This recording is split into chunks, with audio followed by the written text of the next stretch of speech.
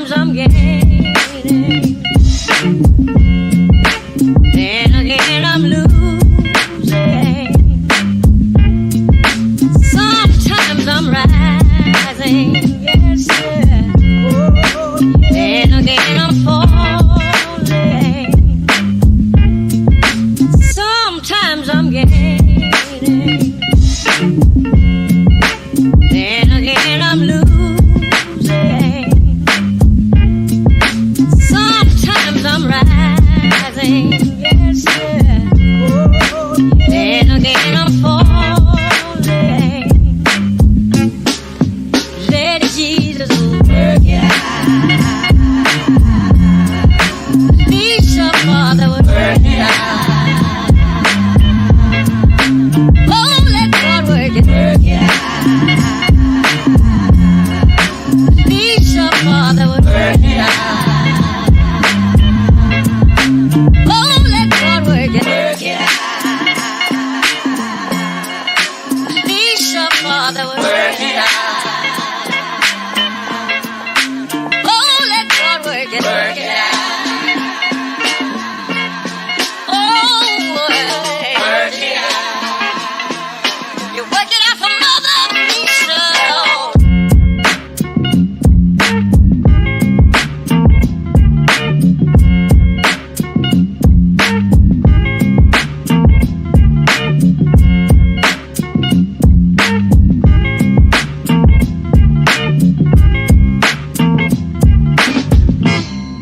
Sometimes I'm gaining, then again I'm losing. Sometimes I'm rising, yes, yeah. Then again I'm falling.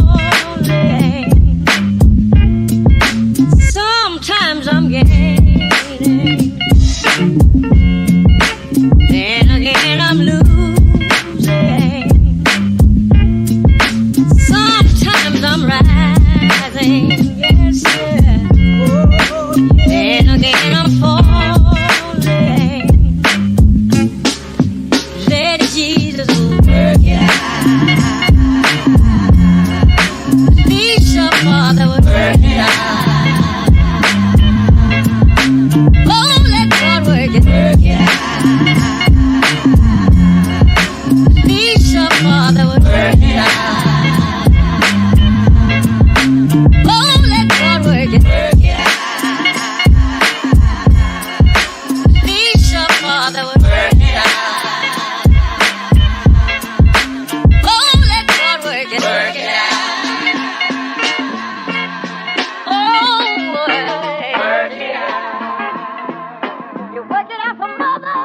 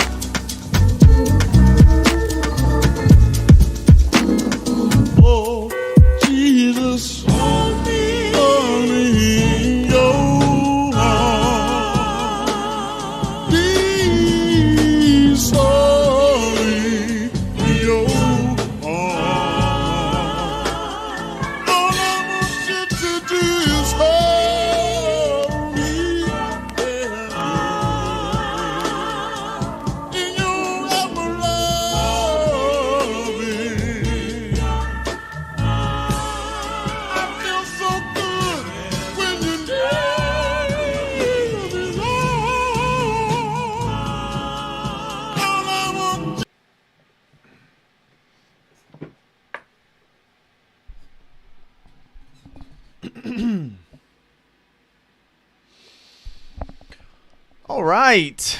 Welcome back, ladies and gentlemen. This is David Patrick Harry with Church of the Eternal Logos. And tonight, I want to talk to you guys about thirst traps, sexual energy, and spiritual warfare. So tonight's stream should be a fun one. And I'm going to try to actually get through a lot of the content relatively quickly so we can leave at least about 30 minutes at the end just for super chats, because I'm sure a lot of people are going to have some very interesting comments and may potentially want to say something here at the end of the stream. So we're going to try to leave about 30 minutes, if not more, at the end of the stream just for super chats to continue the conversation of tonight's topic. And so what is it that I want to get into exactly? Well, this came up actually. It wasn't yesterday. It was Wednesday. It was Wednesday that I came up with today's topic. I thought I was going to do something on mind virus. I've said that like 3 or 4 times now. And then it hit me. It hit me a connection and this idea of thirst traps. Those of you who don't know what a thirst trap is, this is the sort of, this is the lingo of the kids. And a thirst trap is somebody, basically usually a woman, posting very seductive, scandalous, potentially sexual photos in the attempt to get male admiration, attention, likes, thumbs up, and it comes from women too, right? And so clearly social media has contributed to this mass phenomenon. And I have a whole thing here. There's actually now a Wikipedia page just on thirst traps because it's become that much of a fixture within English language and Western society. So it actually emerged with selfie culture. So it was in the early 2000s where selfies were becoming very prominent form of social media posting, that it was towards, I think around like 2010, 13. It was like with Snapchat and Instagram and a handful of different social medias that the term thirst traps began to emerge. And it began to describe, unfortunately, in preparation for today's stream, I found that it's quite popular in the gay community. So we're going to avoid getting into that. But basically, the thirst trap is something, it's a post by an individual basically to inflame the sexual passions of other people. And in a way, both people then are considered quote unquote thirsty. And so thirsty, and this has become another colloquium in contemporary language, is you talk to somebody who has a serious desire for sex or is overly horny or sexually stimulated. You say, man, that person's thirsty, or everything they're doing is in the attempt to, get laid, meet somebody, have sort of some type of intercourse or interaction with somebody. And we would say that person's really thirsty. But this thirst trap describes somebody who's also clearly thirsty in the sense that they're seeking the attention, the woman generally speaking, and then the man who's giving that attention. And so what I want to do then tonight is talk about thirst traps and give a sort of theological prism to look at this social phenomenon and how actually maybe it's tied to a much larger reality of spiritual warfare that I've talked about in multiple different streams. And and we've seen, and this is actually what I'm going to do next stream, is talk about the Andrew Tate phenomenon. Some of you guys seen who Andrew Tate is, and he's sort of been taking over the internet and these major social media platforms, and this is tangentially tied to today's conversation because obviously Andrew Tate made a lot of money actually providing thirst traps, women doing webcam services for men, and now he's creating quite a prominent role telling men to not participate in all these betification or simplification processes. So that will be next stream, but it ties into these thirst traps, the Jezebel spirit, and how this actually then is leading to us feminizing, simplifying ourselves. And so the general framework, the whole thing, if we're going to look at this spiritual warfare, what I'm going to argue, what I'm going to try to lay out for you guys is that the energy that is being used to sort of invert the system, the sort of entropy, the energetic process is actually male sexual energy. You see, in a way, we are erecting our own entrapment. And the thirst trap, obviously it could be cars. It's most generally we're talking about a cultural phenomenon with women or people posting sexually explicit photos online. But in a way, we thirst for a lot of different things. But thirst culture and thirst traps, and specifically the sexual thirst traps, is men actually giving away our energy. And every time we look at somebody that is dressed provocatively, scandalously, sexually, we can't help but lose actual energy. And I mean that absolutely literally. Like just by looking at a woman who's dressed in a certain way, literally is a sort of, it could be at the most minute level, but it is a sort of loss of energy. And again, as the law of the conservation of energy says, energy can't be created nor destroyed. It can only be transmuted, transferred, and again, it's sort of alchemically sublimated. And I would say what's being sublimated here is that male sexual energy is actually one of the driving forces that are inverting society, because we are getting trapped and trying to quench our appetites with the wrong kind of water. Obviously, then, theologically, we're going to be referencing here the Samaritan woman at the well, and looking at how Christ is that water, and the baptismal waters, the ingratiation of the Holy Spirit, that it's through those waters that we actually then are quenched. But the spiritual warfare, the spiritual reality that we find ourselves, how everything's actually becoming inverted, is that we men are actually trying to quench our thirst through these systems that are actually booby traps. They really are a sort of booby trap. We really are sort of bears in the wilderness with with food out there with a bear trap on it. And that's what these thirst traps really are, because what it's doing, no matter at the smallest level, just one little instance of me liking some girl's photo who's dressed provocatively or scandalously on Facebook or Instagram, that's the first thing is, guys, stop liking photos. See, the little bit of attention that we give is a transference of energy, and that transference of energy then recapitulates a process, a feedback loop that then validates the Jezebel. And that is the inverted archetype of the woman, and it's us men in a way who have allowed that to occur because we pursue those women and still will get with those women, marry those women, and condone those certain activities. And so, let me begin here. Thirst traps then are part of a larger spiritual battle to simplify men. Because my argument is the ultimate masculine thing we can do is to say no. No. Absolutely no. That these women who begin to transgress these boundaries, again, who embody the Jezebel spirit, and even it could be our sisters. Unfortunately, maybe, again, everybody's in different situations. Could be your mother. But we see the women out there in that we're living in a system. This inverted system is creating women as idols. And so as man loses God, as man loses Christ, as man loses that water which actually quenches our thirst, we then pursue an idol. And I would say for many men, actually, whether they're conscientious or not, their idol is women. And trying to acquire the attention of women, the acceptance of women, the sexual availability of women.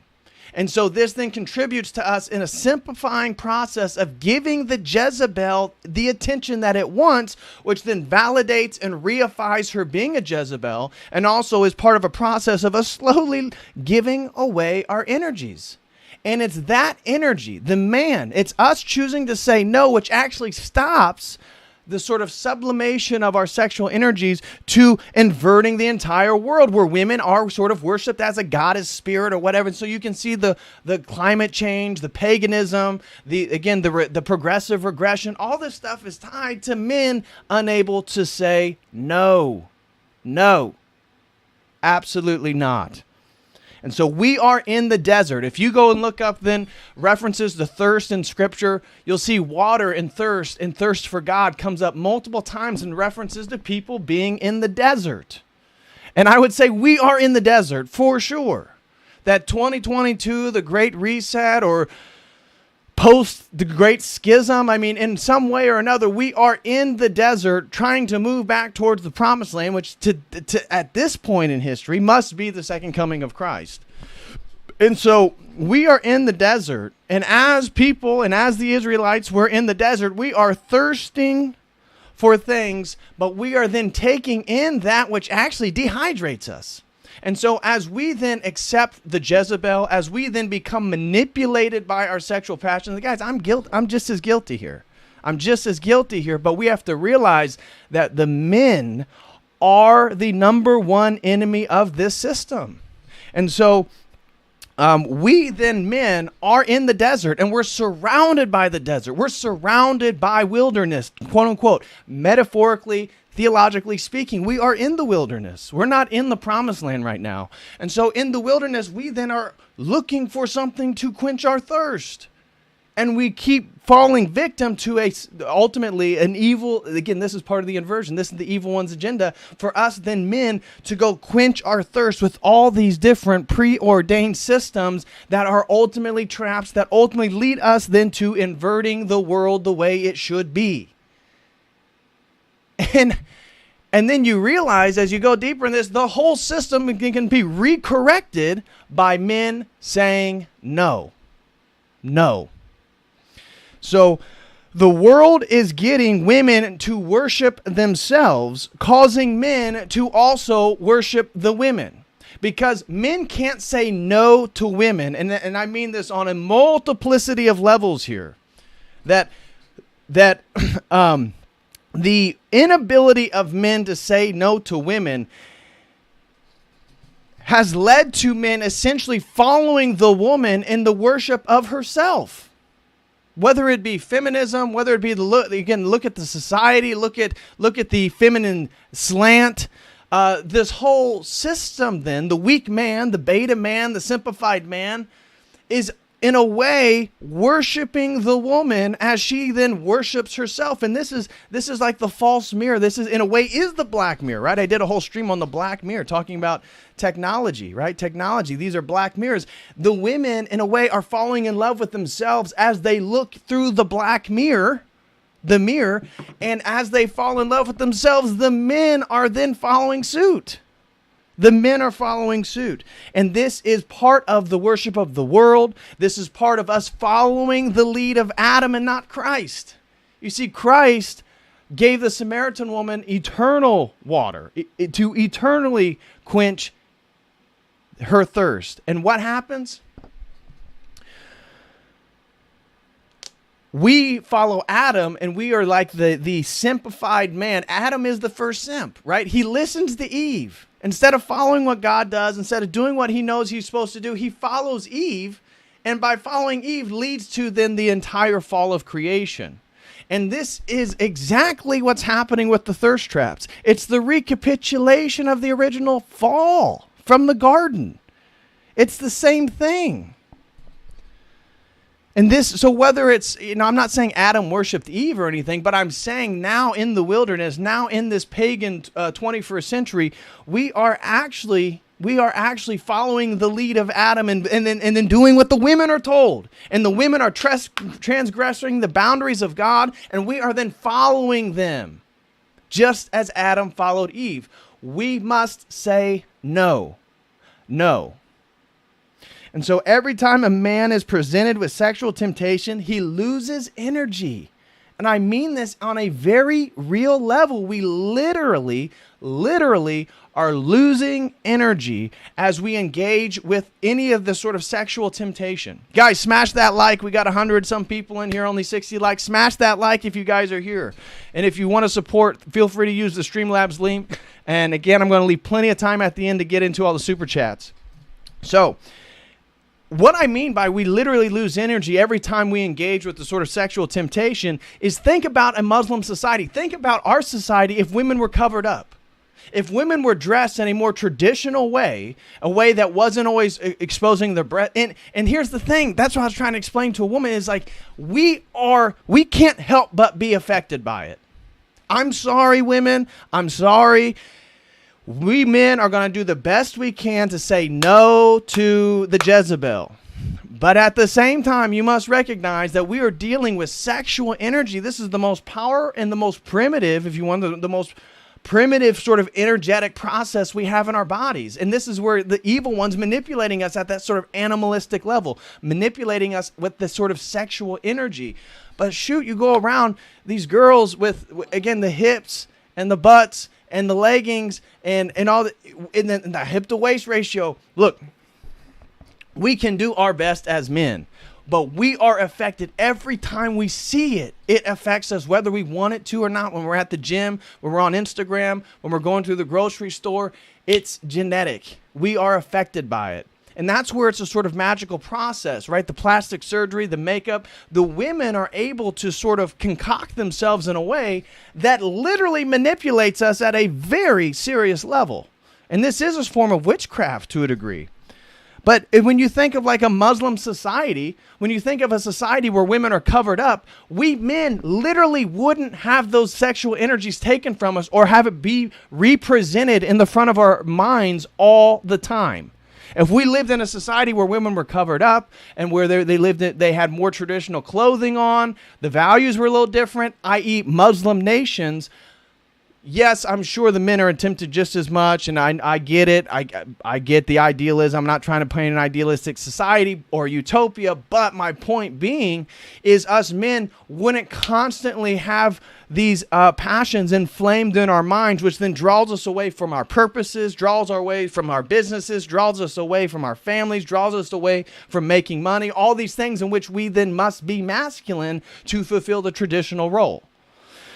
And so, as I said, this is totally tied with the law of the conservation of energy. Energy cannot be created nor destroyed. And so when we are entering into a thirst trap, we are in a way entering into a magical entrapment that is going to sublimate and take that sexual energy from us. And so men, as I said here, must say no to hoes. And I don't mean that to be aggressive or to use any sort of profanity or be demeaning to women. I don't mean that. Obviously, we have beautiful traditional Orthodox women here in our online Ortho circle. And but I just mean this sort of tongue in cheek. We must say no to hoes. This is essential for the realignment of society, because we can't blame women for anything. Us men cannot blame women for anything, especially if you're a traditional man. The only people we can blame is men. Now, we can talk about the general state of women, and if you're a single man and you're out here trying to date and you're trying to find a wife and you're trying to find somebody to build a family with, it ain't easy. That's for sure, and we all get it. But and the same thing's true for men. The men aren't as masculine as they used to be because of the thirst traps, right? That's part of the problem. Is the only way that we end this process is every single man. I'm talking about every man watching this. You have a duty to become as masculine as possible. And you have a duty to say no to women who transgress traditional boundaries as much as possible. Because both those efforts, you both building yourself in a traditionally masculine way and you saying no to the women who transgress those boundaries, realigns society. And may not correct society in our lifetime, but it will correct our households. It will correct the environments our children live in. It will correct the environments of our churches and our communities and all that stuff. So that is why we can't blame women. We can talk about the state of things, but men, we have to become the most masculine versions of ourselves, the most competent versions of ourselves, the best version of ourselves. And this then allows us to say no to the women.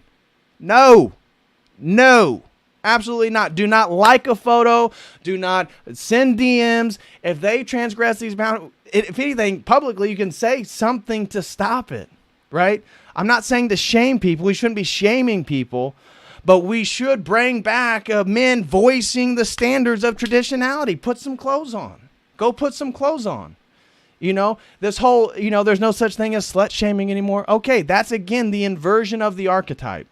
And so this is where I argue that we must say no because the Jezebel is now the idealized woman. She is the idealized archetype most women actually want to be. Why?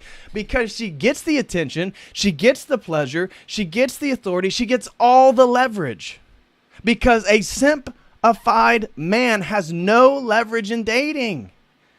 He has no leverage.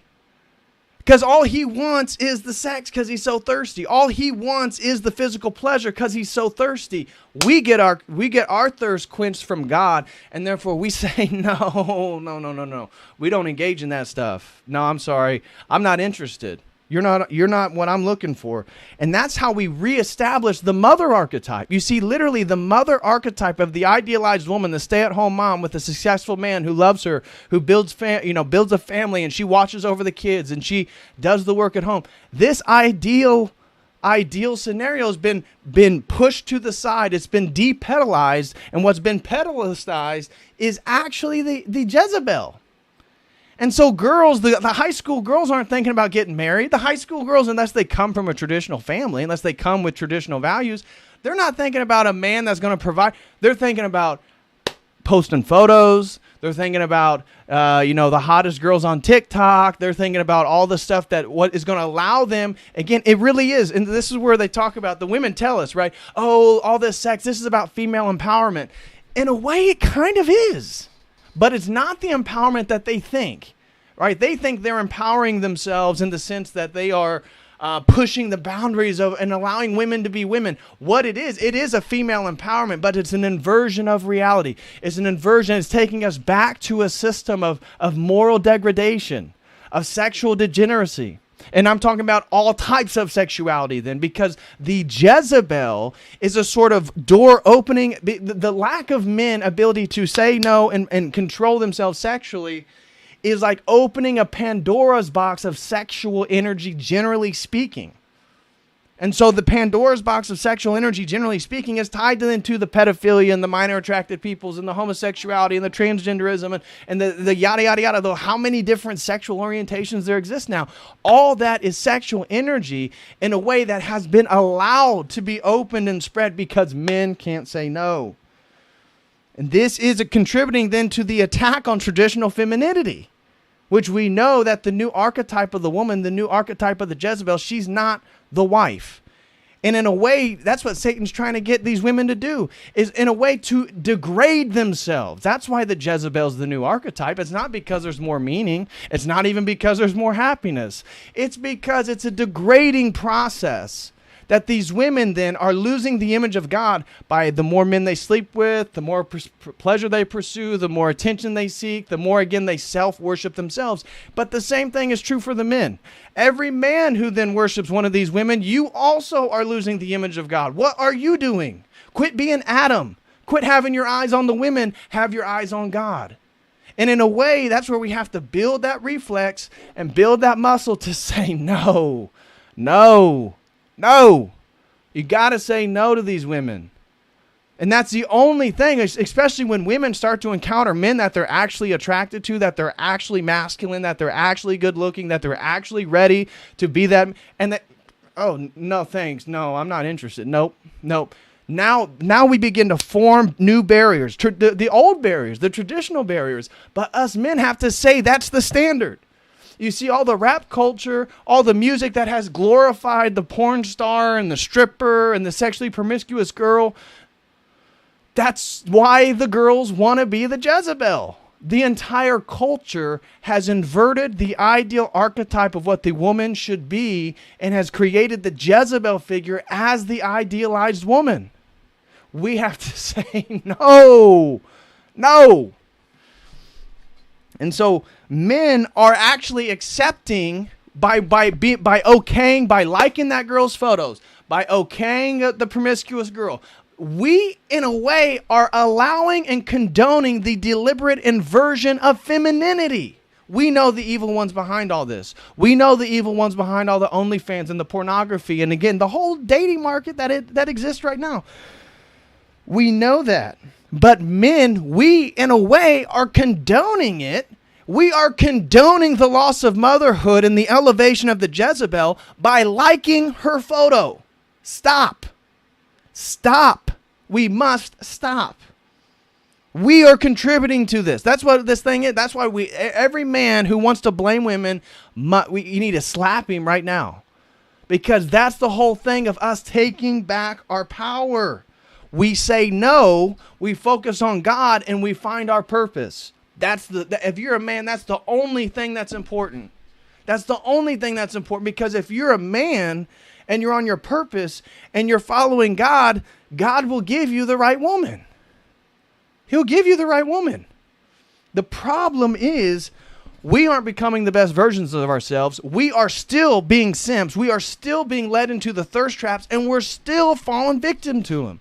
And I noticed it when I'm going on. I've noticed in the last couple of months, just getting on Instagram and stuff, the thongs, the bikini, it's everywhere, and all of that stuff. Just the brief image of it in my mind, it sympathies me to a degree. To a degree. That's why we have to be so conscientious of it. We need to become so conscientious of it. And if a girl if she is trying to thirst trap you for attention, do not give her the attention. Because you giving her the attention only justifies and reifies her being a Jezebel. Stop. We must say no. And as we say no, we take our power back. And men, we have all the power. Like, if you're focused on your purpose and you know where you're going in life and your work, you have all the power, because that means you're going to be making money. You're going to have a career. You're going to have the resource to actually provide for a family. She needs the man. You know, again, the whole thing in the manosphere and the red pill sphere is men control the access to marriage. Women control the access to sex. We need to say no to sex. We need to then demand standards for the women that we say yes to for marriage. And that's how we're going to reorganize. And it may not happen in our lifetime, but you and I can be examples for our children, for our cousins, for our nephews, for young men. Because that's the only way we change this is through the men. We stop pointing the fingers at the women. The women are the product of the way men have allowed their sexual energies and attention to be exploited. And so now the women find themselves in a position where they really are unhappy, but they have all the leverage in the dating market. They have all the leverage on social media just based on the fact that men can't control their own sexual appetites, and men aren't actually engaging in less and less sex. And that's partly due to the fact that women have all this leverage. And so you have average quality women or below average not wanting to be with the men that typically, historically, they would then be with. They would form families with. So now you have the betaization of men becoming more feminine, more beta, more gay. And then you have women not wanting to be with the equal men that are at their level. And so now you have the bottom half of the whole sexual market of not even interested in each other. Or the men somewhat interested in the women are. And so don't get me wrong. This is not men going their own. This is not a MGTOW message. This is not a MGTOW message, because we are Orthodox Christians. We need women. The Theotokos is the ideal. We need women. We need women. So we are not going our own way. We are going the way towards God. And we, as a group of men, as a collective of people, we are going to move in the same direction with the same standards and the same expectations. And those women then can follow. They can follow, and the women will then self-select. Those are the women we're going to marry. Those are the women we're going to have children with. Those are the women that will be there through thick and thin. That's what we have to do. So this isn't men going their own way, and it's like the kid in the basement who had a bad experience with his first girlfriend. No, stop that. We are growing up. We are mature. We are traditional Christian men. We are focused on God. We are focused on our purpose. And then the woman comes next, because you can't provide for the family, and you can't ultimately be satisfied as a man if you don't know what your work and your purpose is. You got to figure that out. So men's sexual energy, as I said then, is erecting the inverted world we are now living in. And that's why we are ultimately being played by the evil one. And we have to realize that. Guys, I still struggle with sexual temptations. I still struggle with the occasional pornography. I get it. I've been voluntarily celibate trying to do this whole Orthodox Christian thing to try to meet a woman that you would actually want to marry and have children with. And it's hard. Especially when we have all this baggage that we come from, the sexual experiences, the nightclub culture that I came from, going out and meeting people, doing the whole hookup thing. We all have all this baggage, and now we're trying to do the orthodox thing, and it's difficult. But we have to realize that these thirst traps are entrapments, because what it's doing is literally building an entire system. I'm talking about the ESG. I'm talking about the entire inverted system. I'm talking the inability to speak on campus, social media, censorship. All of this stuff actually comes from the beginning point of men unable to control their sexual energies, all the way back in the 50s and 60s. The pornography, the Playboy, all this stuff is a movement. It's a movement that has contributed. And so we are being played by the evil one to actually erect his inverted world. And he's using us to do it. Because how else could he do it? How else could the evil one erect his inverted system other than through men? You and me. You and me. We are doing that by giving away to the Jezebel, by falling victim to the thirst traps. And so the thirst traps ultimately is sex. But it could be money. It could be wearing Supreme or some type of corporate logo or all this stuff in a way can be a thirst trap. But the sexual stuff is a real biggie. It's a real biggie because if we engage in the porn too much, guys, I know for a fact, I can tell you for a fact that if I masturbate, I am not as strong in the gym that day or the next day. It takes a day or two, and all of a sudden now I'm back. The strength, the ability to lift, heavy amounts of weight, it's back. But I have to recuperate the semen. I literally am like Samson. I literally am sort of cutting my hairs. I'm becoming weaker. And so the evil one is playing us. He's making us physically weaker, and he's making us spiritually weaker. And he's then taking our sexual energy, which is one of the most primal and primitive energetic sources of humanity, of creation, and he's causing us to actually create the inverted system. We're creating our own enslavement through the corporations and the companies and all this different stuff. So to be a traditional masculine man is now harder than ever. It's now harder than ever. Again, agreed with many of you guys that are struggling. I struggle.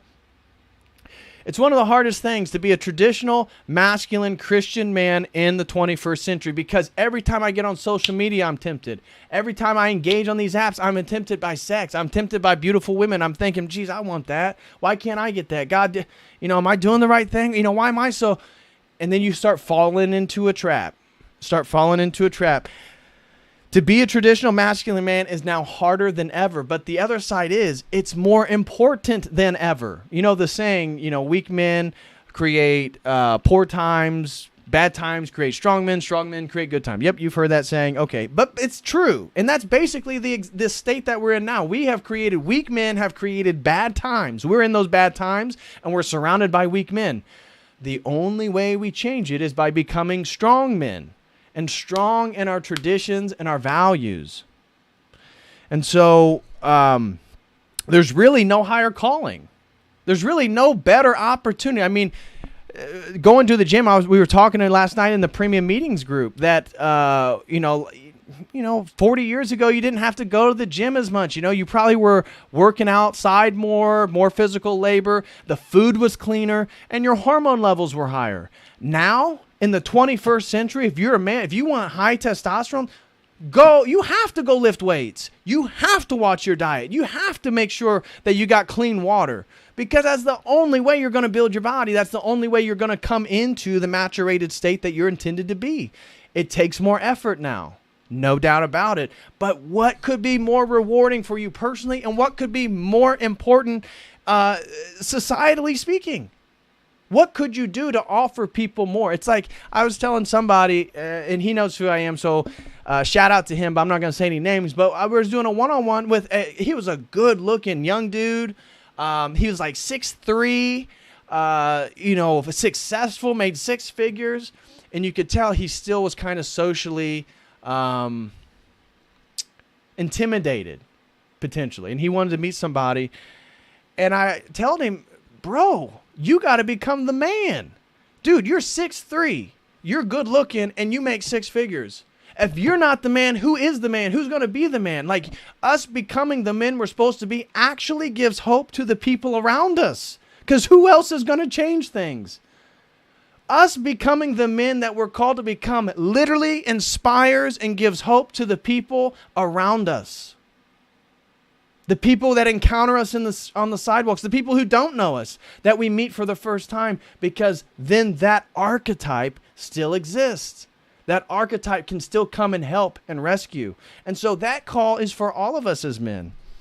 And so these thirst traps, as I said, are trapping us in the upside down, because we can't be Adam anymore. We're not following Eve anymore. No. Hell no. Stop. No more following Eve.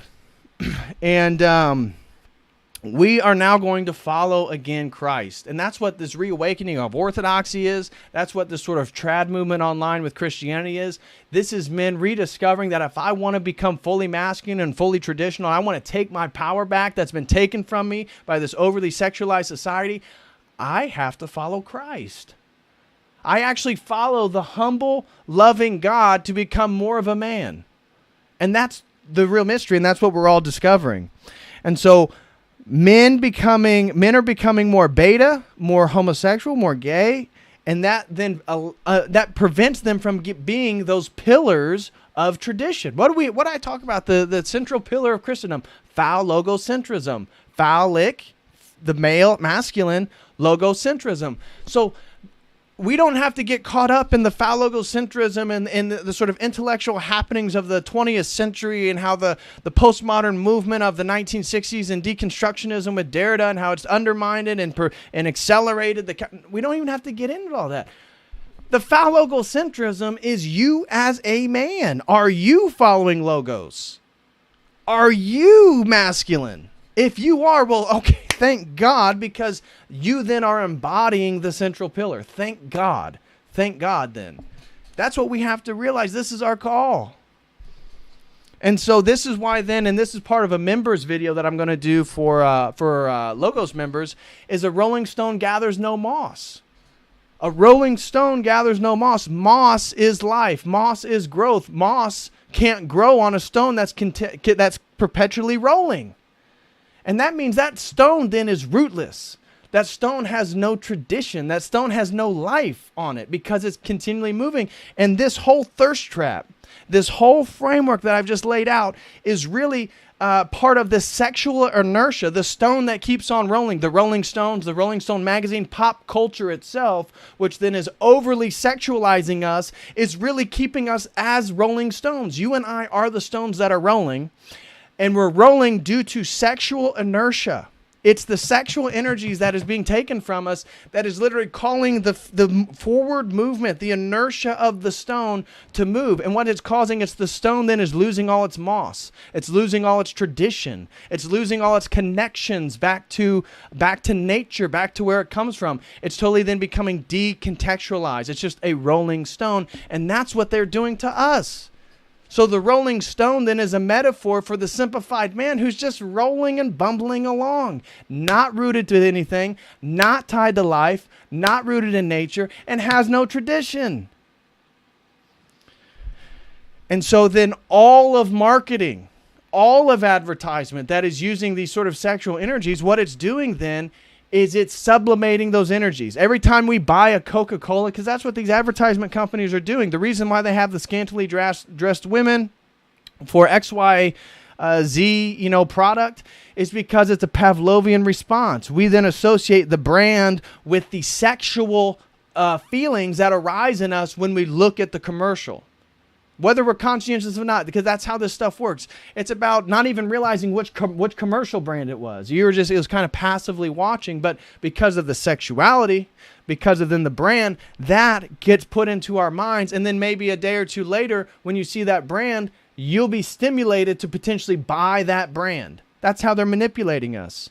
And it's affecting the women too, because the sexualization of women is causing other women to want to be the sexualized woman. Right? Isn't it funny how the feminists used to talk about how men always want to sexualize women? Now about the whole, there is no slut shaming and all this different stuff. Now the women want to be the sexualized woman who is the whore and the slut. And she has all the power. Look at Kim Kardashian. Look at all these Hollywood celebrities. It's the women who are most sexual. It's the women who are most explicitly sexual. It's the women who are most of a thirst trap that are then having this massive effect on society. And this then is the marketing product, because when we look at the products, then we are being manipulated by the same process to then buy again. And so when we look at the Fortune 500 companies, the same companies that are trying to kill us, post 2020 COVID, we get it. We know what's going on here, that they're the ones that are then manipulating us sexually. And so we then men have to realize we have to wake up. We have to sober up. We have to come back to reality. Oh my gosh, my entire life, I have been being manipulated sexually. That's why I can't stop the pornography. That's why I can't stop the sexual thoughts about women. And at the same time, the women can't stop either. And that's why they're dressed the way they are. That's why they look the way they are. That's why they're doing and posting, again, the thirst traps the way they are. And so this whole thing then ends as soon as we stop falling victim to the thirst traps. As soon as we stop and we say no, and we literally just turn our gaze away, stop looking, which is so hard to do and totally against the sort of natural instincts of a man. That's the only way we reorganize and realign society. So guys, smash that like if you can. For anybody who's here, really hope you guys are enjoying today's stream. Please smash that like. If anybody would like to support the stream, feel free. Please use the Streamlabs link. I would greatly appreciate that. The Streamlabs link gives me a little bit of a better percentage of the super chat, because YouTube takes 30%. So I'd greatly appreciate that. And again, I'm going to cut it a little early. I don't have a super long stream, so I want to have about 40 to 30 minutes to then talk with you guys and see what you guys have to say about everything. So shout out to everybody. Smash that like. First announcement I want to make is, guys, if you would like to support Church of the Eternal Logos, the best way to support my efforts here and my ministry is to become a website member. So for $5 a month, I have access to exclusive video content, of which I'm going to be putting out a video tomorrow on The Rolling Stone Gathers No Moss. So it's going to be a sort of using the framework for today's stream and then talking about pop culture. So that's going to be up there for members. I got tons of videos up there that you guys haven't seen. So if you would like to see my Montanica speech, both this year, last year, Trad Forum speech last year, tons of exclusive content. Just did a Northman review stream. So all that stuff's up there for the $5. Guys, you really want to join the premium members group. Shout out to Thomas Henderson. Shout out to Christopher. Shout out to many of the guys that join every Thursday or every other Thursday for the premium members. We have private conversations. We dive into a lot of these similar topics, but we don't have to worry about anybody listening. And so we just go back and forth, and it's only supposed to be an hour. Every single premium members group has been at least 2 hours, if not more. Last night was almost a 3-hour meeting because we just couldn't stop chit-chatting. So if that's something you would like to be a part of, please use the link there and become a premium member. Also, if anybody would like to sign up for a one-on-one session, you can do so with that link right there. And don't forget, guys, I now have an option for premium sponsored streams.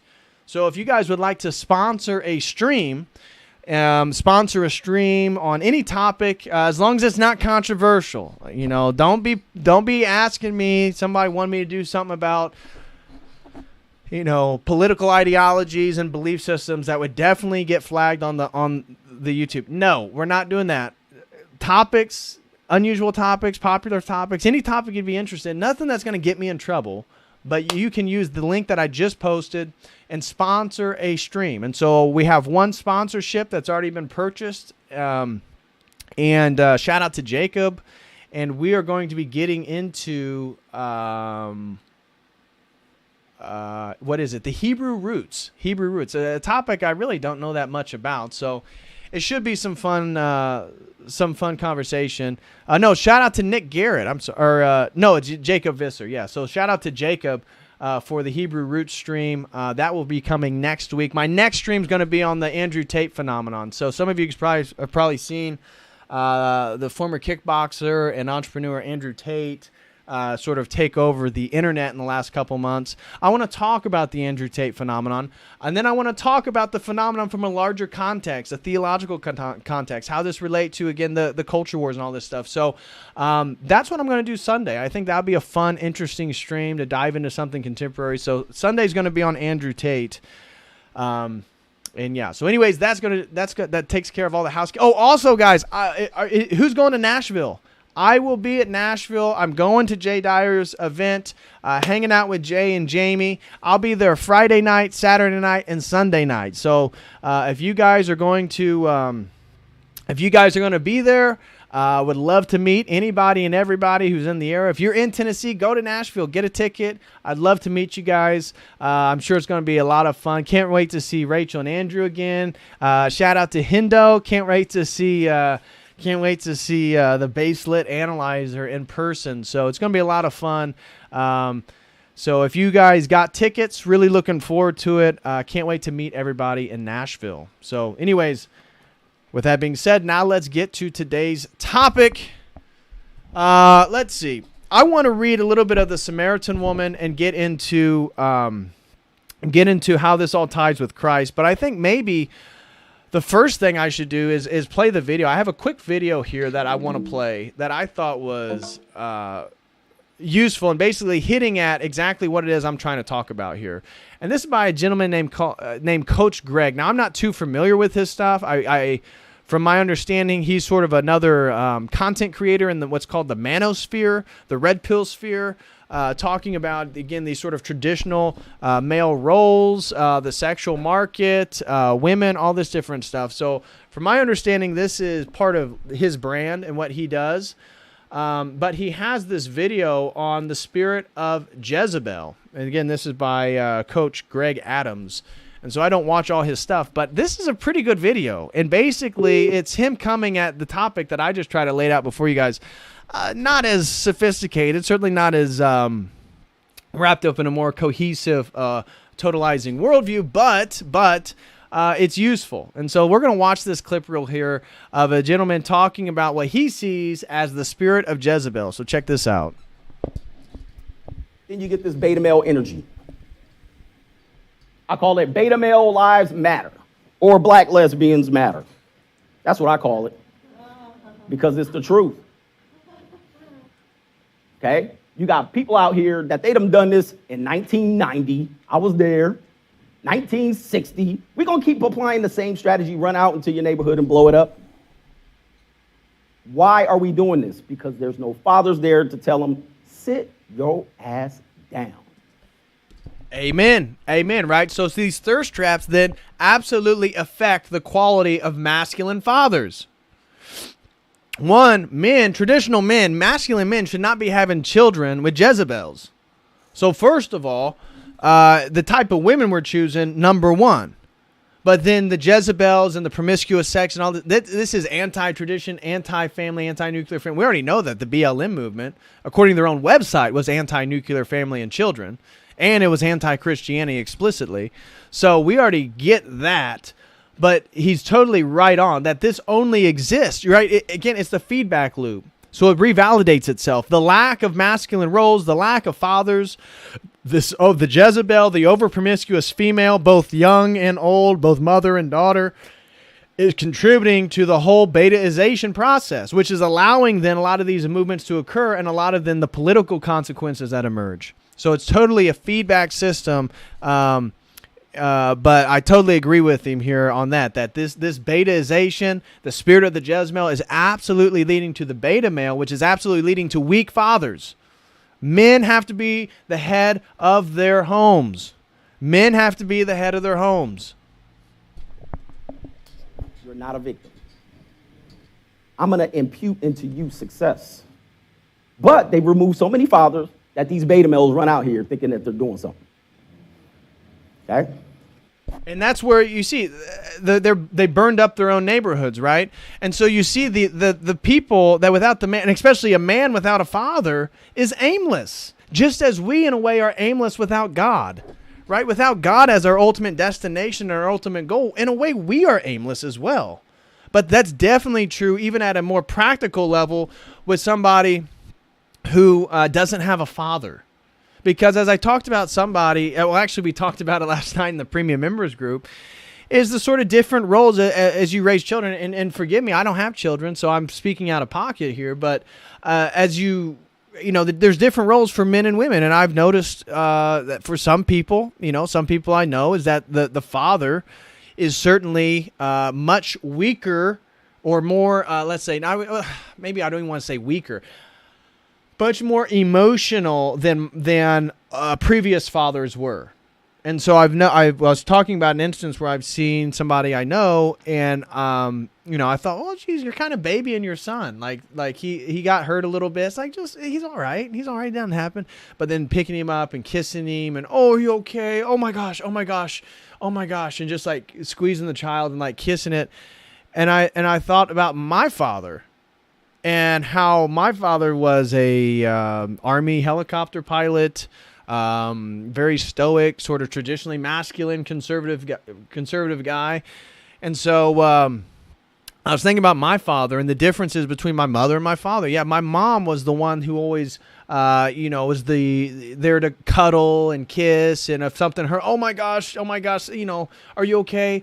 But my dad, like, I couldn't even imagine my dad, if I was with my dad as a child and my dad was with another friend, I couldn't ever imagine my dad picking me up and kissing me and like rubbing my face, and because he would, oh, stop, you're all right, or he'd hold me, or maybe like wipe my chin wherever you're all right, bud, you're all right.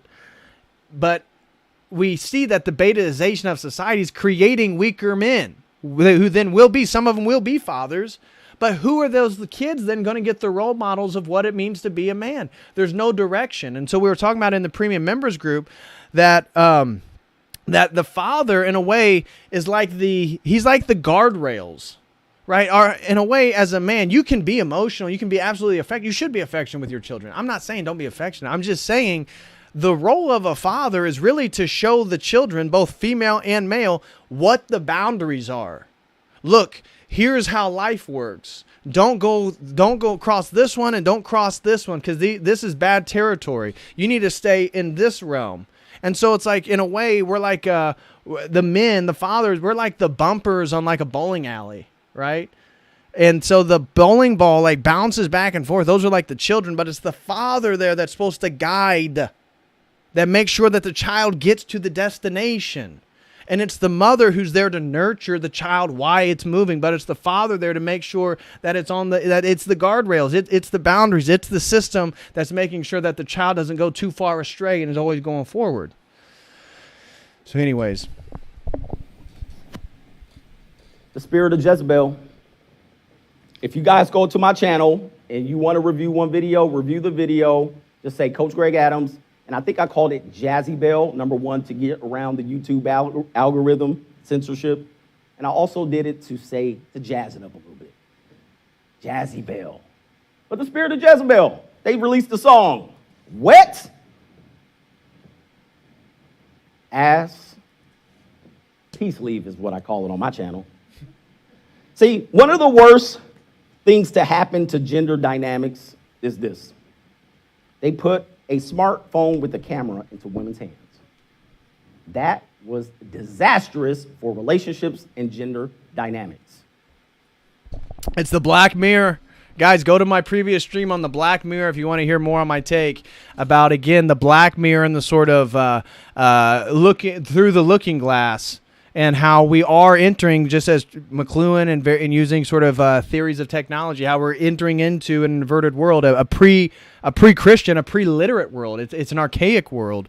And so the sort of value systems then are totally conducive. And so, as he says, I agree. I've already done streams like hinting at this. From there, she can worship herself. She can broadcast to other people to worship her.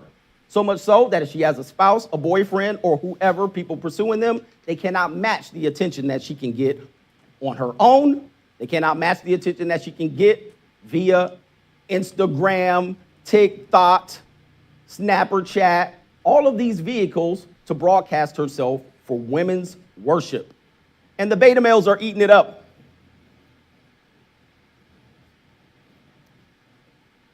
See, this cult was designed to destroy manhood and drag womanhood into shame. The spirit of Jezebel. You had so many women supporting this. And the worst of it were older women were saying, yeah, I'm in it too. And that's so crazy. I don't know if you guys have seen these videos. Again, they just like pop up before me, but I've seen like what is going on with older women? Like these women in their 40s and 50s, you're seeing OnlyFans, you're seeing mothers and daughters like having OnlyFans accounts. You're seeing, wasn't there a case of a kid who committed suicide? He was like 12 years old because his mother had an OnlyFans and the whole school found out and like watched her videos of porn.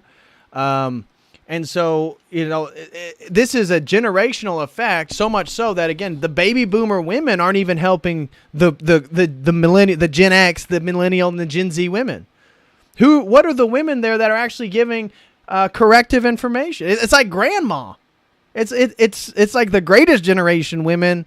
They're the only one that are still somewhat, because the baby boomers were the first generation with television. So they were the first generation with a black mirror. The baby boomers were the first generation, quote unquote, with a black mirror. And that black mirror totally altered, their generation and the way that they look at authority and how they relate to federal governments and all this different stuff. So, it's funny. It's like, where are the older women? Who are the role models for young women? Like if you were a young woman, say you were 16, 18 years old, and now you want to get into traditional femininity.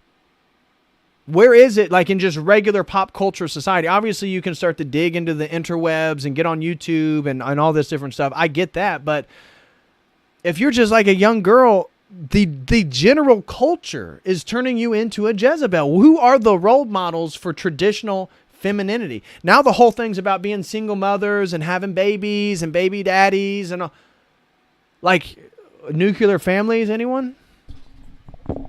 I want to throw my wet peace sleeve out there too. And they can. You'll have 25-year-olds come over and blow your back out with no problem. But if you study the natural order, if you study Jezebel in the Bible, her dependency on manipulation was to have weak men worship her so she can manipulate them. And I'm not sure if I think he mentions this here, but Ahab was a really weak king.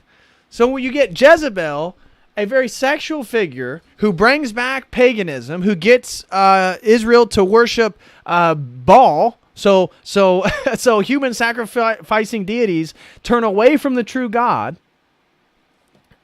And then, of course, she has a beta male as her king. And King Ahab listens to the Jezebel. And that's exactly what we're talking about right now, because that's exactly a sort of temporal example of the world right now, at least the Western world. In a way, the Western world is run by a sort of beta King Ahab. She selected a weak husband who was the king of Israel, King Ahab, and he manipulated him. This is common of what we see in today's marriages. Women holding out. Then she throws a half-court buzzer beater, or what in football terms would be is a Hail Mary. And at the last moment, when the eggs dry up like the Sahara Desert, she tries to select a mate. Most times, a weak male. Okay, now that gets a little bit controversial for us Orthodox, because obviously we know we have many sisters that have joined the faith that unfortunately joined later in life. But what he's hitting at is a really important thing that I think this is partly why the whole manosphere and like the red pill sphere, why it irritates women so much, is the lie, right? So the father of lies, the narrative, the lie that women have been sold is that they can use their 20s for, hot girl summer. They can go have their sex, have their experiences, travel Europe, travel Asia, go to South America, do XYZ, go make your money, girl, be a boss lady. And then all of a sudden they're 32, 33, and now they're like, well, maybe I should get married. Maybe all this stuff, maybe I don't like doing a 9 to 5. Maybe it would be nice having a successful man where I could be a stay-at-home mom.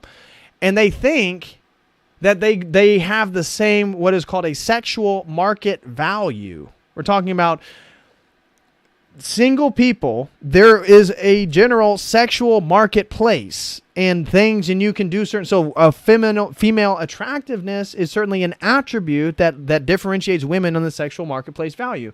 So, youth, purity, and beauty, femininity, and submissiveness are big ones, right? So, the highest quality men are going to go for the highest quality women, and the highest quality women are generally speaking going to have those characteristics. So, we exist in a world now where these women are in their mid-30s thinking that they qualify for these high-quality men when the men are in a position where if they're going to get the highest quality, they're going to get the 20-something. Why wouldn't they? It only makes sense because we're in a value exchange. That's really what the marriage is to some degree. These relationships in a way are a value exchange. That's why as a man, you do need to become masculine. You do need to make money. You do need to get your stuff together. You do need to follow God because you have to have all that stuff together in place to provide the things that the woman then wants. But then of course she has to do all the other stuff as well. So when he talks about these late 30-year-old, 40-year-old women that are as dry as the Sahara, as he's saying, is that they're all dry. Their fertility is gone. What's the point of marriage? Just have a life partner? The traditional point of marriage is to have a family, which is having multiple children. So that means if I'm a traditional man, I'm trying to get the most fertile woman as possible to build a family with. And that would be the highest exchange of value because what she's looking for in hypergamy is women date across or up. That, the idea for a woman is to marry a man who's of equal status or higher status. And for a man, it generally doesn't matter, but it's of equal status or lower status, generally speaking. This is what's called hypergamy. And so if you're a woman, if I have a daughter, I'm going to tell her that. I want her to be with a successful man. I want her to be with a man who makes money. I want her to have all those things. So hypergamy isn't necessarily the problem. The problem is that men don't live up to some of the characteristics. And then that's true for the women. Then the women aren't living up to the characteristics for the men that they want. So you have women who want men that are technically out of their league, even though they may be around the same age. They could be around the same age. But it's different because women have a biological clock. And that's part of this lie is the biological clock is reality. And so the evil one has convinced women to not believe in reality anymore. And so they believe in a fantasy world, as we talked about with the metaverse and the meme magic and the black mirrors. And now they live in a sort of false reality where they don't have the value that a man of who they think they're going to get. Again, the 6 foot, 6 figures, 6-pack. Especially if you're a man and you have those things, you're not looking for a middle-aged 30-year-old woman who's got mileage. You're looking for a 20-something. And so that's just a reality, and part of this whole thirst thing is that this is where the witchcraft comes in. Look at the Jennifer Anistons of the world. Look at the Jennifer Lopez. These women are in their 50s, and they look like they're 20s or 30s.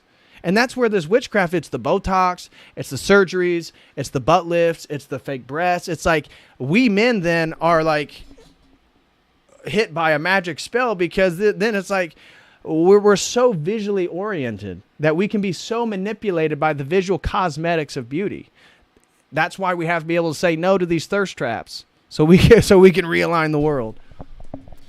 She parades him around because he's easily manipulated. This has been written in the Bible already. She had the weakest king.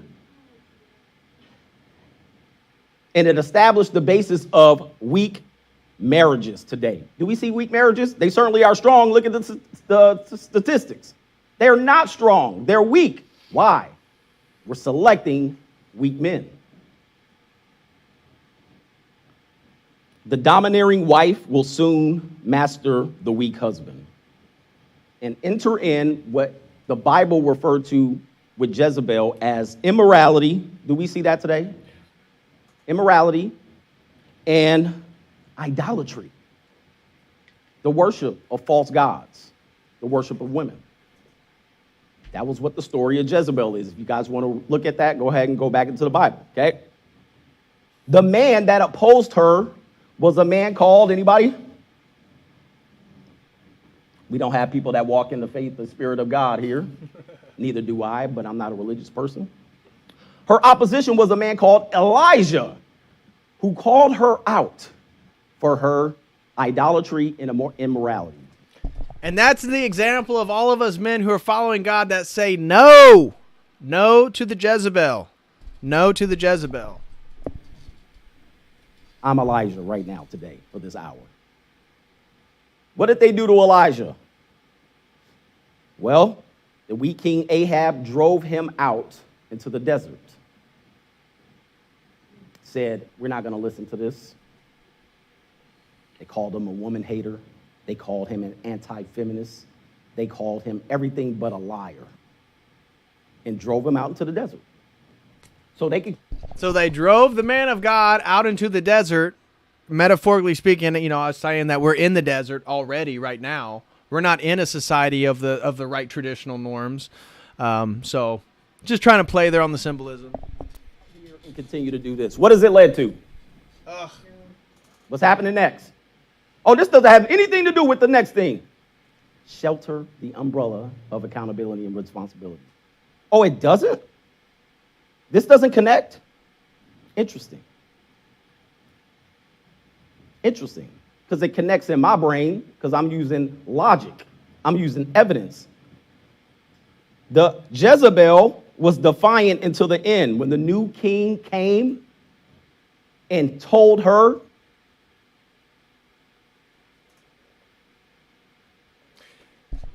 anyways, that's that video. So, and we're almost coming up on an hour and a half, and I said I wanted to finish it there. So, let me just show you guys a few more things real quick. So here is a thing on Saint Photini. So now I want to get, well, actually, before I even dive into her, let me show you this. So there is a thing actually on Wikipedia on thirst traps. That's what this is right here. So this is literally on thirst traps. And so it says, is a type of social media post intended to entice viewers sexually. It refers to a viewer's thirst, likening sexual frustration to dehydration, implying desperation. And so yada, yada, yada. So it talked about how it became popular around 2011 under the same time as the rise of Snapchat, Instagram, and online dating apps such as Tinder. 2011. Can you imagine how I graduated high school in 2008? And so it's crazy how much the world has changed since 2008. 2008. Wow. Anywho. So there is a thing here on thirst traps. So if you guys want to see that, let me share that in the live chat. There's that. And then obviously using sex and advertising, you can look that up for yourselves. Now I want to get to the hopeful message here. And I want to use Saint Photini as a really ideal example. So Saint Photini, for those of you who don't know, Saint Photini, you need to know about Saint Photini. Saint Photini is great. She is the Samaritan woman.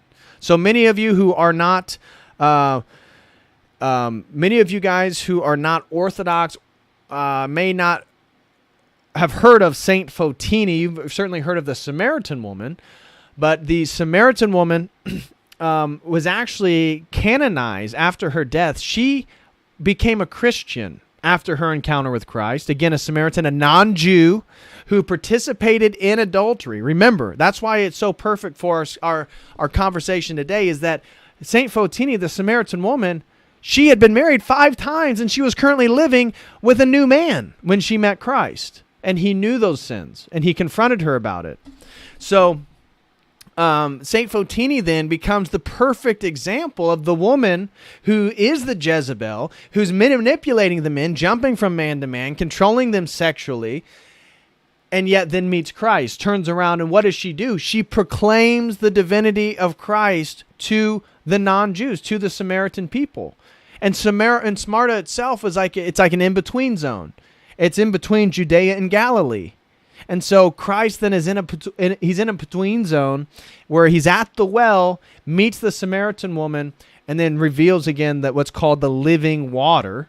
That's the water of life. That's our theology of it. And that is the idea of Christ as the living waters. Christ and the living water is tied to a theology of the Holy Spirit, which I want to show you guys. So that's why then our baptism, why are we baptized with water? Why is Christ, again, the water of the well that if we drink from, we'll never thirst again? And so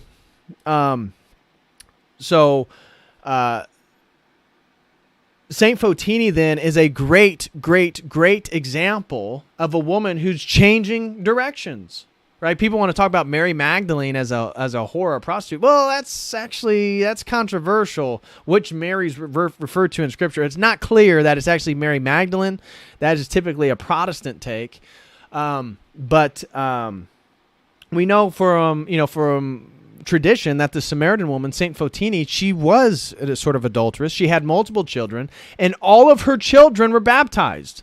So as Saint Photini accepted Christ, meets Christ at the well, he knows about her past. She's blown away. She's convinced that he's a prophet, which the Samaritans didn't believe in prophets other than Moses after Moses. So they only recognized Moses. So the next person to be a prophet was going to be the Messiah. So when the Samaritan woman then recognizes Christ as a prophet, or says that he is because he knows her sins, she's recognizing him as the Messiah, which then later happens in chapter 4 of John. So that's exactly what's being laid out there. But she turns away from her sins. All of her children are baptized, and then she becomes a great martyr. That after Christ, she becomes baptized, becomes Photini, and then under Nero, Emperor Nero, she's killed. And what do? Because she's trying to spread the message of Christ, they throw her and her children, I believe, into a well. So they throw them down a well, obviously because I'm sure she's going around sharing the story about how she met God at the well, right?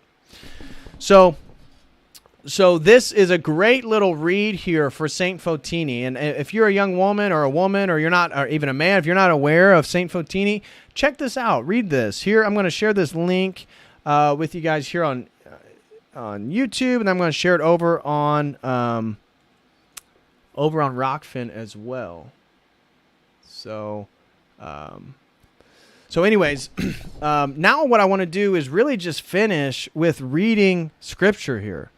And so we're getting ready to hop into these super chats real quick, but I just want to read a little bit of the Samaritan woman, the woman at the well. So if you have your Orthodox Study Bible, we're diving into John chapter 4. Guys, smash that like, please. Anybody who's still here, smash that like. We're getting ready to dive into Super Chat, so if there's anything you'd like to add or contribute, we're going to get into it. We've got plenty of time here. It's only an hour 24 in, so we'll have plenty of time to cover Super Chat. So if anybody would like to show some support or send in a comment that'd like to be shared, please do so. So the Samaritan woman. I'm going to read the whole thing here, right? And we're going to use this as the conclusion because this then is the metaphor for today's stream. These thirst traps are ways to entrap us that we then try to quench our appetites with things that actually kill us. And that's exactly what's happening through the thirst traps and the pursuit of these Jezebels. So we're going to end today's stream right before we get into the Super Chats by reading half of chapter 4 in the Gospel of John, which is the Samaritan woman. So here we go. Therefore, when the Lord knew that the Pharisees had heard that Jesus made the baptized more disciples than John, though Jesus himself did not baptize but his disciples, he left Judea and departed again to Galilee. But he needed to go through Samaria. So he came to a city of Samaria, which is called Sychar, near the plot of ground that Jacob gave to his son Joseph. Now Jacob's well was there. Jesus, therefore, being wearied from his journey, sat thus by the well. It was about the 6th hour. A woman of Samaria came to draw water. Jesus said to her, quote, "Give me a drink." For his disciples had gone away into the city to buy food. Then the woman of Samaria said to him, quote, "How is it that you, being a Jew, asks me, a Samaritan woman? For Jews have no dealings with Samaritans." Jesus answered and said to her, quote, "If you knew the gift of God and who it is who says to you, 'Give me a drink,' you would have asked him, and he would have given you living water." The woman said to him, quote, "Sir, you have nothing to draw with, and the well is very deep. Where then do you get that living water? Are you greater than our father Jacob, who gave us the well and drank from it himself, as well as his sons and his livestock?" And Jesus answered and said to her, "Whoever drinks of this water will thirst again. But whoever drinks of the water that I shall give him will never thirst. But the water that I shall give him will become in him a fountain of water springing up into everlasting life." The woman said to him, quote, "Sir, give me this water that I may not thirst nor come here to draw." Jesus said to her, quote, "Go, call your husband and come here." The woman answered and said, "I have no husband." And Jesus said to her, "You have well said, I have no husband. For you have had 5 husbands, and the one whom you have now is not even your husband. And that you spoke truly." The woman said to him, quote, "Sir, I perceive that you are a prophet. Our fathers worshipped on this mountain, and you Jews say that Jerusalem is the place where one ought to worship." And Jesus said to her, "Woman, believe me, the hour is coming when you will neither on the mountain nor in Jerusalem worship the Father. You worship what you do not know. We know what we worship, for salvation is of the Jews. But the hour is coming, and now is, when the true worshipers will worship the Father in spirit and truth." And that's where this living water is tied to the Holy Spirit.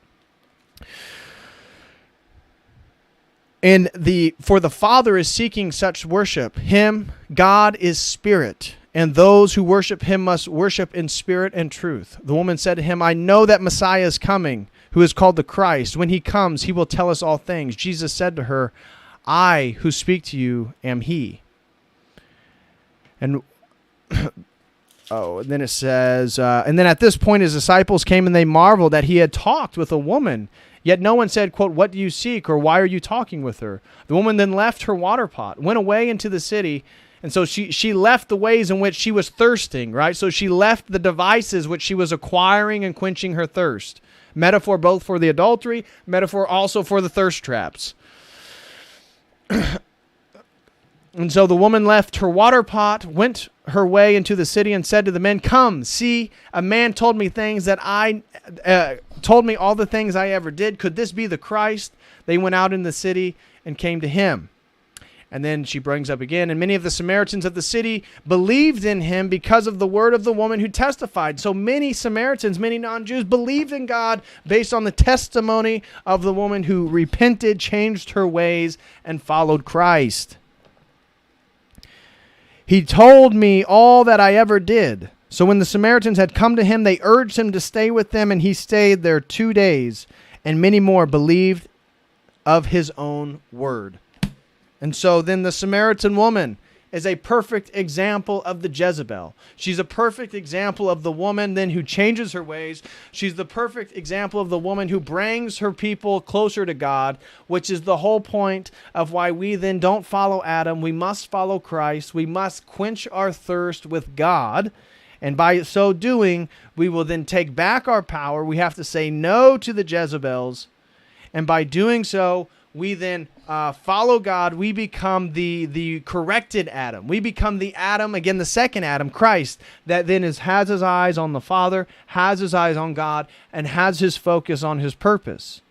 We do that, then our women will come into our lives in the appropriate fashion. So that is today's stream, guys. Thirst traps, sexual energy, and spiritual warfare. So guys, smash that like. I hope all you enjoyed that, and I'm now going to dive into the super chats.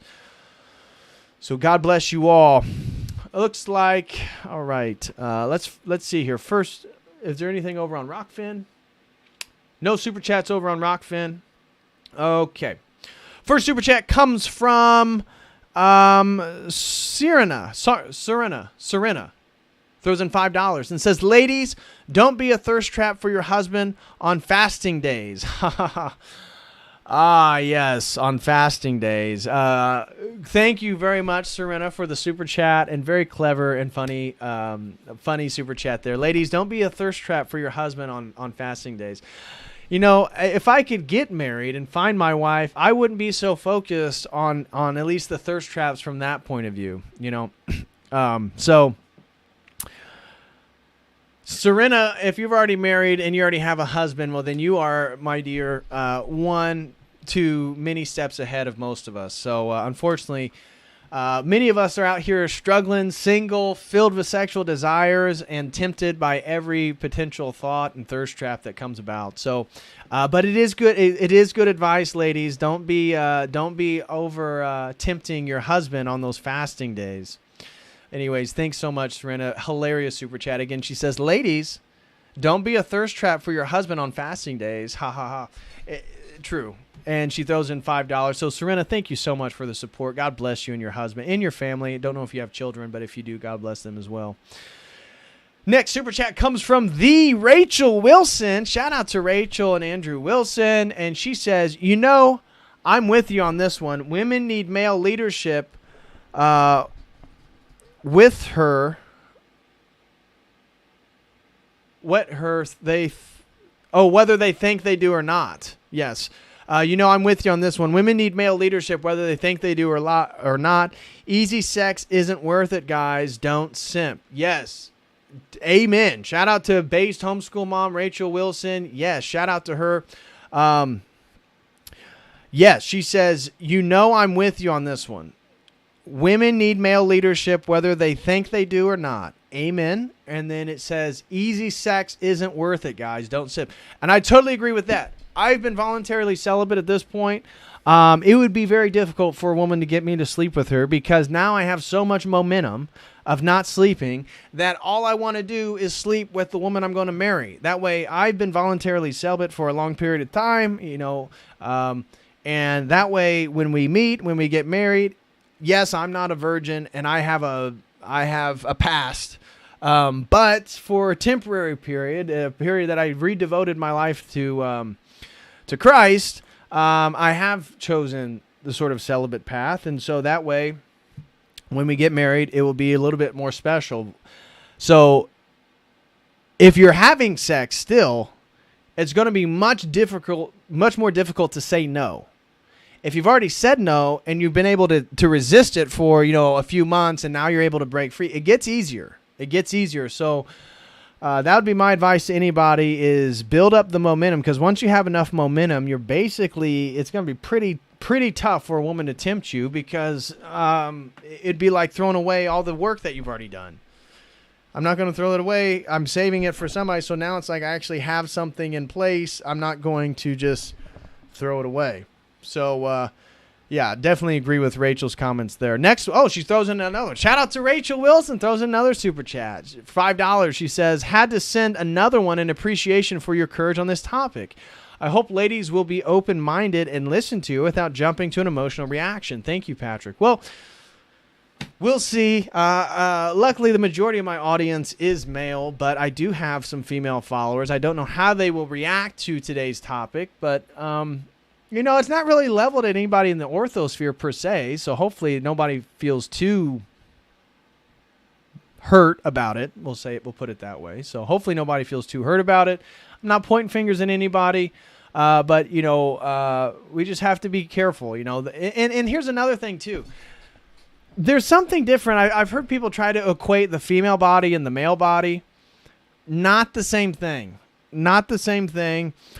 There is something different about it. So a male body that's in great shape, gay men, certain women, they find it very sexually arousing. Okay. But there's something different about a female body, a very fit and beautiful female body, and then a man's body, let's say equal in level or value or whatever, fitness. Both the men and the women find the sexual value of the female body. There's something seductive about it. It's a little bit different.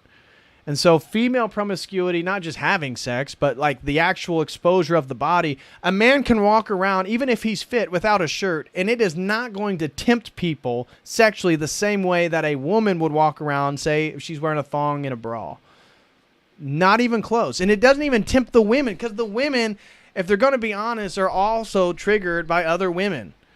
And whether it be competition or just the fact that you recognize somebody being objectively beautiful or whatnot. So the female and male figures, they are not equal in regards to like the sexual response it causes in people. And then somebody said something about body count. Yeah, I mean, that's already insinuated. Anybody with a high body count, clearly. So yeah, shout out to Rachel Wilson. Another super chat. She said, had to send another one in appreciation for your courage on this topic. Well, thank you so much, Rachel. And she says, I hope ladies will be open-minded and listen to you without jumping to an emotional reaction. Thank you, Patrick. Well, thank you, Rachel. And God bless you and your work. Next one comes from Serena Donnelly. Throws in $3. Well, thank you so much, Serena. And she says, words of wisdom from Kid Lori. And then it shows a music symbol. It says, so there you go. Oh, can't make a wife out of a hoe. Yeah. No, you can't make a wife out of a hoe. And no traditional man should try. Do not try. Do not. Now, okay, I should then preface, obviously we make mistakes. Some women are going to be more repentful than others. And there are examples of marrying, former prostitutes or that type of thing. Okay, I get it. But also, the way that we recorrect this thing, the way that we reorganize our families is by marrying good women. We got to become the best versions of ourselves as men as we possibly can be. And if we're not the best version, then we got plenty of work that we got to focus on. But then we got to make sure that we choose good women. Because those women then are going to be responsible for our children, and our daughters are going to be like the women we marry. And so are we going to put out more Jezebels? Are we going to put out more, ideally like a Theotokos type, So it's on us men. We got to make the right decisions. We got to become the best versions of ourselves so we can get the type of women that we need to build families with. So that's my thoughts. But again, Serena Donnelly, hilarious and so right. So there you go. You cannot make a wife out of a hoe. So true. So true. Shout out to Serena Donnelly for the $3 super chat. Really, really appreciate it. God bless you and yours. Next one comes from Casey Bear 7. Wow. Throws in $10. We've had multiple women here. So we've got 1, 2, 3, 4. The first 4 super chats are all women. So Rachel, looks like some of the women respond pretty well to today's topic. Casey Bear 7 throws in $10. Thank you so much, Casey Bear 7. She says, thank you, DPH, for doing this stream. Well, Casey Bear 7, thank you so much for your super chat. Thank you so much for your support. And thank you so much for being here and appreciating it. I thought it was a worthwhile topic to tie together, so I'm glad that you appreciate it. God bless you and yours, and I hope you have a wonderful weekend. Oh my gosh, another one from Rachel. Shout out to Rachel Wilson. Throws in another $5. And she says, this was a fantastic explanation of what patriarchy is and why it must be restored. In order to do that, we need patriarchs. Thank you again. I'm cheering you on from my living room. You killed it with this stream. Well done. Well, thank you so much, Rachel. It's hilarious rooting me on from your living room.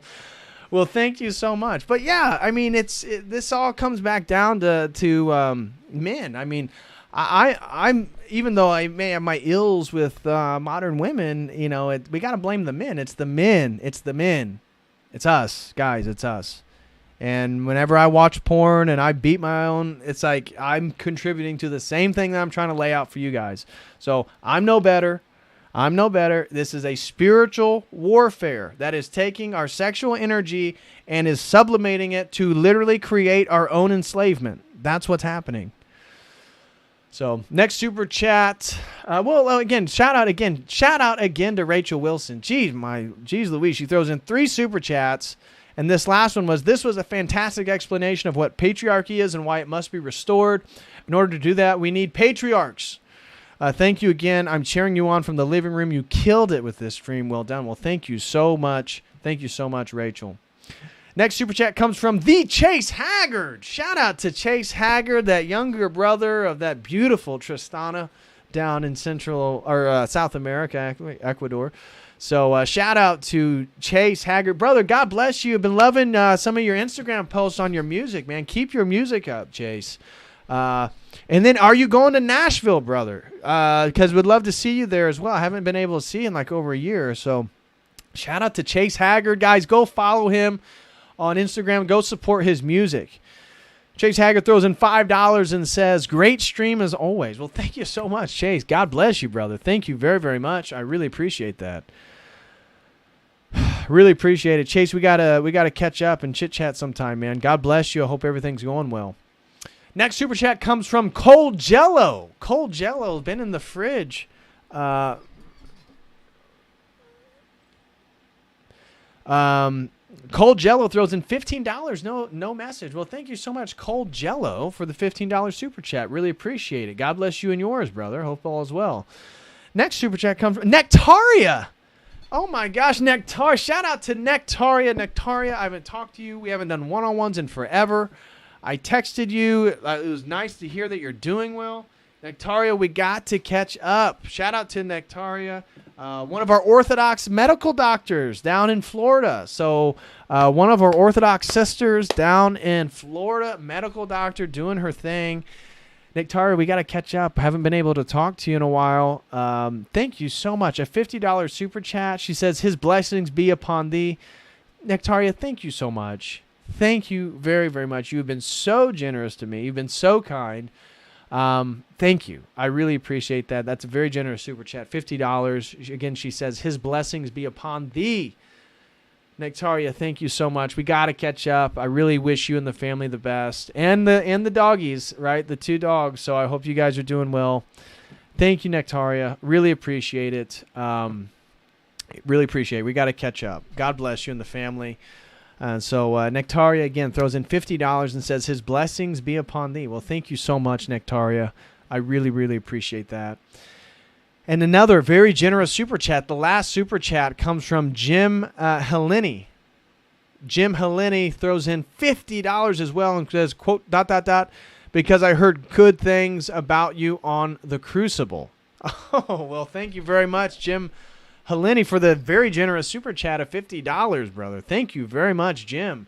I really appreciate those 2 last super chats. Very generous from Nectaria and Jim Heleni. So thank you guys so much. I really appreciate that. And Jim says, ... because I heard good things about you on the Crucible. Well, thank you so much. And shout out to Andrew. If you heard good things, it probably came from Andrew. So shout out to Andrew.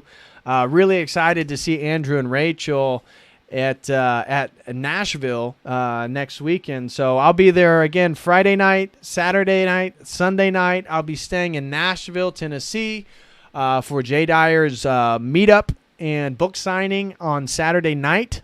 So if anybody's going, I will be meeting you guys. I'll be meeting you guys there. Yeah, Rachel says, Crucible shout out. Let's go. Yes, exactly. Jim Heleni, thank you so much, brother, for the generous super chat. And shout out to Andrew at the Crucible. Shout out to the Crucible. Go follow the Crucible. Subscribe to the Crucible. Really appreciate it, man. Really appreciate it. And so yeah, I just want to say, tell everybody that I will be in Nashville. I'm still working out some details on a potential Florida meetup that looks like it is going to happen eventually, so that should be a lot of fun. But if you guys want to support the stream here, please become a website member for $5 or a premium member for $25. It looks like that is all the super chats that I have here, guys. Rachel said, shout out to UDPH and all the base men in the chat. I appreciate you. Well, we appreciate you, Rachel. God bless you and your family as well. And she says, I am so proud of the ladies supporting the stream. Amen. Yeah, the majority of the super chats were women. So that worked out. All but 3 super chats were women. So God bless the women. It sounds like they're tired of the thirst traps as well. They're tired of getting a bad name with all the women that are thirsting us, causing us guys to become dehydrated. So, yeah, Jim Heleni says, no worries, I smoke cigars every day. Well, thanks, Jim. I really appreciate it, brother. God bless you. I really appreciate the support, brother. God bless you and your family. And guys, that looks like that's going to do it. Looks like that's all the super chat. So I want to give a special thank you to Jim Heleni. I want to give a special thank you to Nectaria123. Nectaria, God bless you and the family. I hope work's going well. And then a special shout out to Cold Jello. A special shout out to Chase Haggard. A special shout out to the Rachel Wilson, based homeschool mom. A special shout out to Casey Bear 7. And a special shout out to Serena Donnelly. And a special shout out to Serena. Maybe. Oh, it might be the same one. Serena. So yeah. Oh, we got a couple more super chats that just came in here. First one said, come from Lynn Benson. Oh my gosh. Shout out to Lynn Benson. Oh my gosh. And Keenan Beats. Yeah. So Lynn Benson, shout out to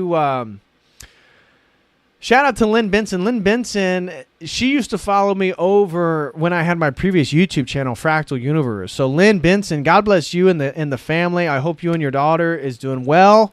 Hope you guys are staying cool in the warm state of AZ. Thank you so much. A $10 super chat from Lynn Benson that says, hello, David. Well, hello, Lynn.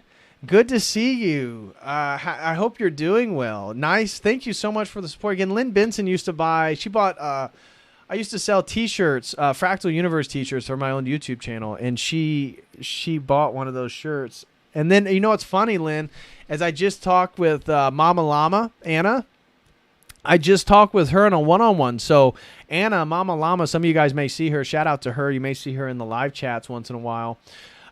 She also used to follow my old YouTube channel. And so Lynn Benson and Mama Llama both have found their way over to Orthodoxy as well. So shout out to Lynn. God bless you and the family. Hope everybody's doing well. God bless Mama Llama too. Shout out to her. And so thank you so much for the $10. I really appreciate that, Lynn. God bless you. And then last super chat comes from Keenan Beats. Shout out to Keenan and all his great work, brother. Keep making the beats. Definitely want to promote your stuff, bro. He says, missed the stream, but I love this community. Thanks so much. Well, thank you, Keenan. Bro, thank you for everything you do. Thanks for your music. Thanks for being here. Thanks for modding. I appreciate it, brother. Thank you. So special shout out to Keenan and all the work he's done and help. Really appreciate that. So thank you so much, Keenan Beats. Again, he's a mod in the chat. He's a musician. He makes our intro music. He works with B-Dye. And, of course, he's one of our Orthodox brothers. So shout out to Keenan.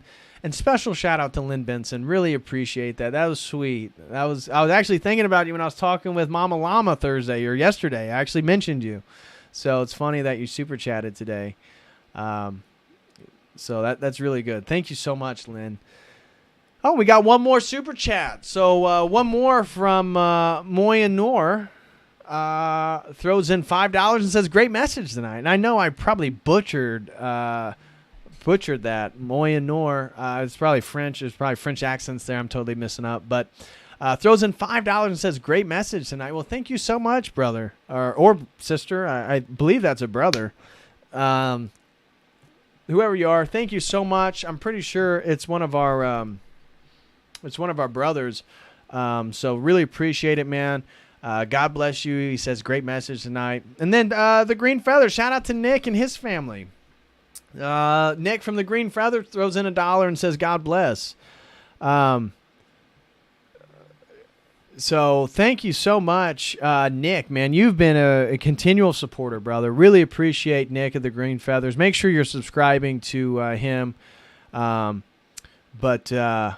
shout out to the Green Feathers, man. God bless you and your family. Keep on painting, man. I didn't get a chance to get back to you today. I did check out the two. I love the color schemes. I love the colors of the two works that you sent me today. But God bless you and your wife and your family, man. Hope everything's going well. Hope the new job's going well. And so special shout out to Nick from the Green Feathers. Special shout out to Moyen Noir for the $5 super chat. Special shout out to Lynn Benson. And special shout out to Keenan. Special shout out to Jim Heleni. Special shout out to Nectaria, Cold Jello, Chase Haggard, Rachel Wilson, Casey Bear 7, Serena Donnelly, and Serena, no last name. For the first one. So that looks like that's going to do the super chats, guys. God bless everyone. Thank you all very, very much. I will be back Sunday. And as of right now, what I think I'm going to be doing is I'm going to do a stream on Andrew Tate and the Andrew Tate phenomenon. So that's something you probably can expect Sunday. So I'll be back Sunday. Lynn Benson says, I guess we've been talking 5 years now. I will always keep in touch. So shout out to Lynn Benson. Again, she says, I guess we've been talking for 5 years now. I will always keep in touch. Well, God bless you, Lynn. And that's great that we've been able to stay in touch in 5 years. And our journeys mirror each other, in some way, that we're both Orthodox now. So Anyways, guys, smash that like. Thank you all for being here. And I will see you all Sunday. So, as always, until next time.